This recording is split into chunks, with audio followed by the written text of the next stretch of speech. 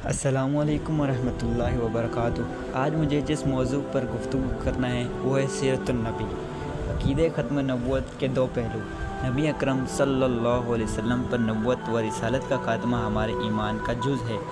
اسے ایمان سے کسی طور بھی علیحدہ نہیں کیا جا سکتا۔ یہ عقیدہ امت مسلمہ کی تاسیس و بنیاد ہے، لیکن یہ بات واضح ہونی چاہیے کہ عقیدہ ختم نبوت کے دو پہلو ہیں۔ ایک پہلو وہ ہے جس سے ایک بہت اہم قانونی و فقہی اور شرعی حکم ملتا ہے۔ علماء دین نے اس کو اجاگر کرنے میں خوب محنت کی، اس کام کے لیے اپنی زندگیاں صرف کی۔ دوسرا پہلو وہ ہے جو زیادہ تر علمی نوعیت کا ہے۔ اس سے کوئی فقہی حکم تو نہیں ملتا، البتہ نبی اکرم صلی اللہ علیہ وسلم کا انبیاء و رسل میں جو مقام و مرتبہ ہے، اس کی اصل اساس واضح ہوتی ہے۔ اس اعتبار سے یہ اہم تر بات ہوگی، لیکن چونکہ یہ علمی بات ہے، اس میں کوئی فقہی پہلو نہیں، لہذا اس پر توجہ کم ہوئی ہے۔ اگر غور کیا جائے تو ختم نبوت کے یہ دو پہلو لفظ ختم کے اندر ہی موجود ہیں۔ ختم کا لفظ اردو اور عربی دونوں زبانوں میں دو معانی میں استعمال ہوتا ہے۔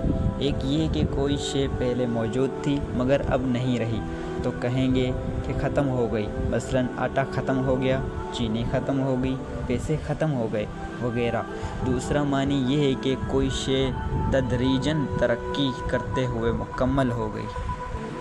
جیسے ایک طالب علم کہتا ہے کہ میں نے اپنا کام ختم کر لیا، یا جیسے آرمی میں کسی گروپ کو کوئی خاص اسائنمنٹ دی جائے تو اس کام کو کامیابی سے انجام دینے کے بعد گروپ لیڈر اپنے کمانڈر سے کہتا ہے، مشن اکمپلیشڈ، جو فریضہ ہمارے ذمہ عائد کیا گیا تھا وہ ہم نے پورا کر لیا، ہم نے اپنا کام ختم کر دیا۔ یہاں ختم سے مراد تکمیل ہے، یعنی کسی شے کا تدریجاً ترقی کرتے ہوئے اپنے نقطۂ عروج کو پہنچ جانا اور کامل ہونا۔